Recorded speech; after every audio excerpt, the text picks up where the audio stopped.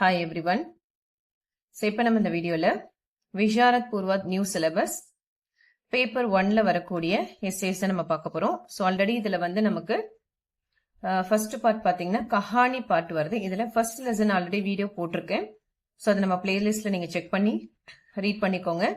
So channel subscribe பண்ணாமல் இருந்தீங்கன்னா subscribe பண்ணி வச்சுக்கோங்க. And then bell button also click பண்ணிக்கோங்க. ஸோ தட் நான் எஸ்ஏஸ் அப்லோட் பண்ணும்போது ஆட்டோமேட்டிக்காக உங்களுக்கு நோட்டிஃபிகேஷன் ரிசீவ் ஆகும். ஓகேவா? ஏன்னா இது எல்லாமே நியூ லெசன்ஸ். ஸோ அதனால உங்களுக்கு மீனிங் பார்த்து படிக்கிறதுக்கு ரொம்ப யூஸ்ஃபுல்லாக இருக்கும். ஸோ உங்களோட ஃப்ரெண்ட்ஸ்க்கும் வந்து ஷேர் பண்ணுங்க. ஸோ இப்போ நான் எடுக்க போகிறது எதுலன்னு பார்த்தீங்கன்னா சரவணா கைடில் தான் எடுத்துட்டு இருக்கேன். ஃபர்ஸ்ட் லெசன் பார்த்தீங்கன்னா உங்களுக்கு டெக்ஸ்ட் புக்கில் தான் நான் போட்டிருப்பேன். ஓகேவா? ஸோ இப்போ நம்ம பார்க்க போகிறது கங்கா சிங். இதில் செகண்ட் லெசன் தான் நம்ம பார்க்க போகிறோம். இது வந்து நான் சரவணா கைடு யூஸ் பண்ணிட்டு இருக்கேன். ஸோ இது பார்த்தீங்கன்னா உங்களுக்கு ஸோ உங்களுக்கு இந்த லெசனுக்குள்ளேயே பார்த்தீங்கன்னா உங்களுக்கு சாராங்ஷ் கொடுத்துருப்பாங்க. ஃபடிக் புஸ்தகே ஆதார் பர் கங்கா சிங் பாட்கா சாராங்ஷ் லிக்கியே. இது வந்து உங்களுக்கு அந்த சரவணா கைட்ல பேஜ் நம்பர் 29ல இருக்கு. ஸோ இன்கேஸ் இந்த கைடு இல்லாதவங்க ஒன்றும் வரி பண்ண வேண்டாம். ஸோ இது வந்து உங்களுக்கு இந்த இமேஜ் நான் வந்து பிடிஎஃப் லிங்கா கொடுக்குறேன். ஸோ அதை நீங்க பிரிண்ட் எடுத்துக்கலாம், இல்லை நீங்க அதை நோட்ல காப்பி பண்ணிட்டு கூட நீங்க ரீட் பண்ணிக்கோங்க. ஓகேவா? ஸோ கண்டென்ட் இல்லை, புக் இல்லை, நீங்க வரி பண்ண வேண்டாம். இந்த கண்டென்ட் நான் உங்களுக்கு வந்து டிஸ்கிரிப்ஷன் பாக்ஸ்ல நான் ப்ரொவைட் பண்றேன். Okay. So Ganga Singh. So இந்த கஹானியோட ரைட்டர் யாருன்னு பாத்தீங்கன்னா சுதர்ஷன். ஓகேவா? ஸோ லேखक परिचय. ஸோ ரைட்டனுடைய இன்ட்ரோடக்ஷன்.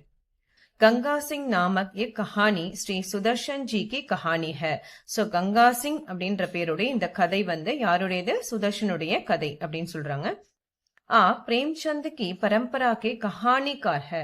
சோ அது மட்டும் இல்லாம இவர் என்னன்னு சொல்றாங்க, இவர் பிரேம்சந்தனுடைய ஜெனரேஷன் பரம்பரைன்னு சொல்லுவாங்களே, அவருடைய வழி வழியா வரக்கூடிய கதாசிரியர்கள்ல இவரும் ஒருவர். अपनी कहानियों में मानवता की खूबी का चित्रण करना इनकी விசேஷதாக. சோ அப்பனே கஹானியம்னா அவருடைய கதைகள்ல, ஓகேவா, அவருடைய கதைகள்ல மாணவத்தாக்கி கூபிகா சித்திரன், அதை ஹியூமானிட்டின்னு சொல்லுவாங்க, அந்த மனிதத்தன்மை, அதை வந்து ரொம்ப நல்ல அழகா வந்து வர்ணிச்சிருக்காரு. அதுதான் அவருடைய விசேஷா அப்படின்னு, அதுதான் அவருடைய சிறப்பு, அவருடைய கதையில இருக்கக்கூடிய சிறப்பு அப்படின்னு சொல்றாங்க. ஏ ஆதர்ஷ்வாதி கஹானிக்காரி ஹை. சோ ஆதர்ஷ்வாதினா என்னன்னா ஐடியலிஸ்டிக், அதாவது ஒரு லட்சியவாதி. சோ அதாவது ஒரு ஏதாவது ஒரு கான்செப்டை பேஸ் பண்ணி அவருடைய கதைகள் வந்து இருக்கும் அப்படின்ற மாதிரி. நெக்ஸ்ட் லேக் பரீட்சை. சோ இந்த கதையை பத்தி, சோ கங்கா சிங் அப்படின்னு சொல்றாங்களே, இது ஒரு சுருக்கமா ஒரு 2 லைன்ல என்னன்றது. மனுஷ காம் கர்னா பசந்த் கர்த்தா ஹை. சோ மனிதர்களுக்கு எப்பவுமே வந்து ஏதாவது ஒரு வேலை செஞ்சுக்கிட்டே இருக்கிறது விருப்பம் இருக்கும். ஏன்னா சும்மாவும் இருக்க முடியாது இல்லையா? சோ அப்ப அவங்க ஏதாவது ஒரு வேலையை செய்யறதுக்கு விரும்புவாங்க. பேகார் பைட் நஹி சக்தா. சோ அவங்க எப்பவுமே சும்மா வந்து உட்கார மாட்டாங்க. பேகார்னா யூஸ்லெஸ் சொல்றது. சோ பேகார் பைட் நஹி சக்தனா எப்பவுமே சும்மா, அதாவது எந்த ஒரு வேலையும் இல்லாம சும்மா உட்கார்ந்துருக்க மாட்டாங்க, உட்காரவும் முடியாது அப்படின்னு சொல்றாங்க. அப்னோ கே பீச் ஜீனா சாஹத்தாக.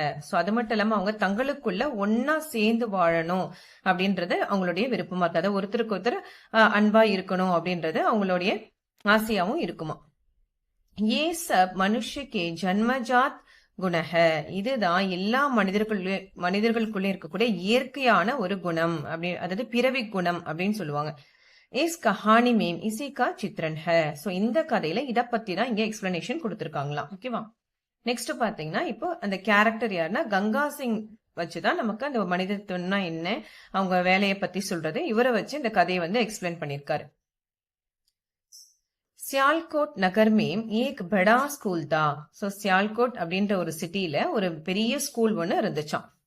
ஓ ஸ்கூல் கா நாம் ஸ்காட்ச் மிஷன் ஸ்கூல் தான். ஸோ அந்த ஸ்கூலுடைய பேர் என்ன? ஸ்காட்ச் மிஷன் ஸ்கூல் அப்படின்னு சொல்றாங்க. கங்கா சிங் ஓ ஸ்கூல் கா ஹெட் சப்பராசி தா. ஸோ கங்கா சிங் வந்து அந்த ஸ்கூல்ல இருக்கக்கூடிய ஒரு ஹெட் பியூன் அப்படின்னு சொல்றாங்க. பூட்டா ஹோ கயா தா. சோ அவருக்கு ரொம்ப வயசாயிடுது.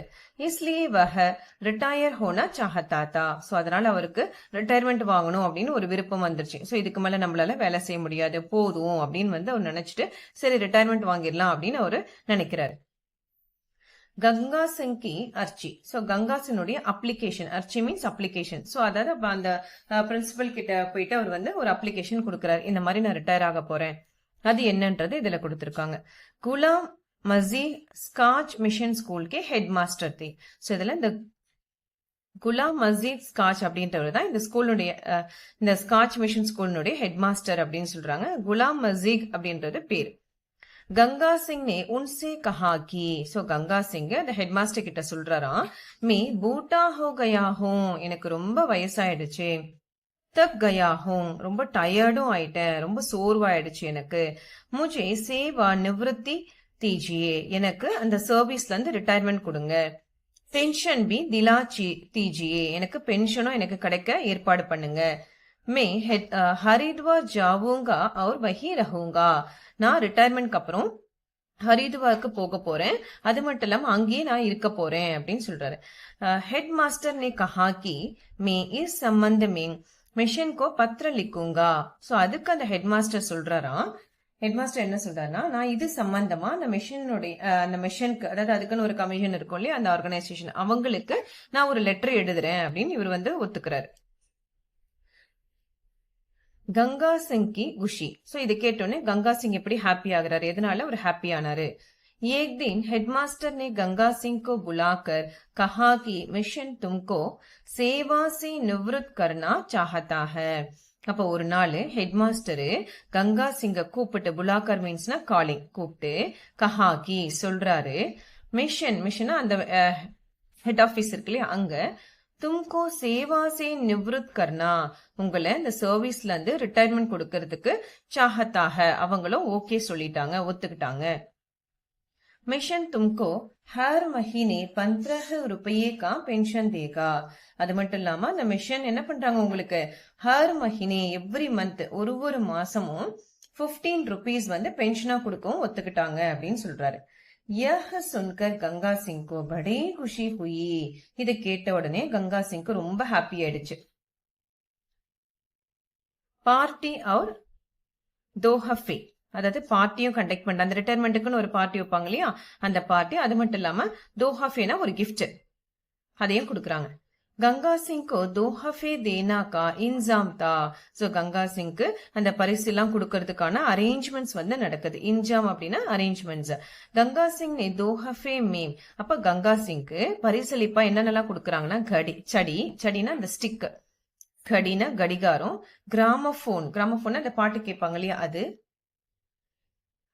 கொஞ்சம் அது மட்டும் இல்லாம கொஞ்சம் பஜன் கா ரிகாயி சாஹா, சோ அது மட்டும் இல்லாம அதுல கொஞ்சம் அந்த பாடல்கள் கேட்கறதுக்கான ரிகார்டு சாஹா, சோ ரிகார்டு அந்த டேப் ரெக்கார்டர்னு சொல்லுவாங்க இல்லையா அதுவுமே வந்து கொடுக்குறாங்க.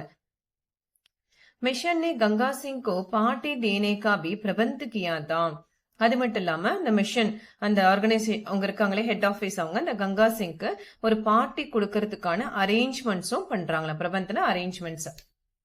நெக்ஸ்ட் ஹரித்வார் ஜானேக்கு இச்சா, சோ அதுக்கப்புறம் ரிட்டையர் ஆயிரா இல்லையா, அவர் ஹரித்வார் போறதுக்கான ஆசையை பத்தி இங்க சொல்றாங்க கங்கா சிங்கினுடையது. अब गंगा सिंह हरिद्वार जाने के संबंध में सोचता रहा, சோ இப்போ வந்து கங்கா சிங் என்ன பண்றாரு, ஹரித்வார் போறதுக்கு ரிலேட்டடான யோசனைகளை வந்து யோசிச்சுக்கிட்டு இருக்காரு, என்ன பண்ணலாம் என்ன செய்யலாம் அப்படின்னு திங்க் பண்ணிக்கிட்டு இருந்தாராம். வ अपने आप से कहता था कि, அது மட்டும் இல்லாம தனக்கு தானே அவர் சொல்லிக்கிறாரு, என்னன்னா छुट्टी मिलते ही, அப்ப லீவு கிடைச்சதுன்னா मैं हरिद्वार चला जाऊंगा, நான் ஹரித்வாருக்கு போயிடுவேன். ரோஸ் சுப கங்கா में नहाऊंगा, டெய்லி மார்னிங் கங்கையில குளிப்பேன். பகவான் கா ஸ்மரன் கருங்கா, கடவுளை நினைச்சு எப்பவுமே தியானம் பண்ணிக்கிட்டே இருப்பேன். சாது மகாத்மாவுக்கே தர்ஷன் கருங்கா, அது மட்டும் இல்லாம அங்க இருக்காங்க இல்லையா அங்க இருக்கக்கூடிய துறவிகள் கிட்டையும் நான் வந்து அவங்க கிட்ட தர்ஷன் கருங்கன்னா அவங்கள தினமும் போய் தரிசிச்சு ஆசீர்வாதமும் வாங்குவேன். கவி ராமாயண் படுங்கா, சோ அப்பப்போ ராமாயணமும் படிப்பேன். கவி கிராமபோன் சலாக்கர் பஜன் சுனுங்கா, அடிக்கடி அந்த கிராமபோன்லயும் பாட்டு போட்டு அந்த பாடல்களையும் நான் கேட்பேன், பஜனையும் கேட்பேன்.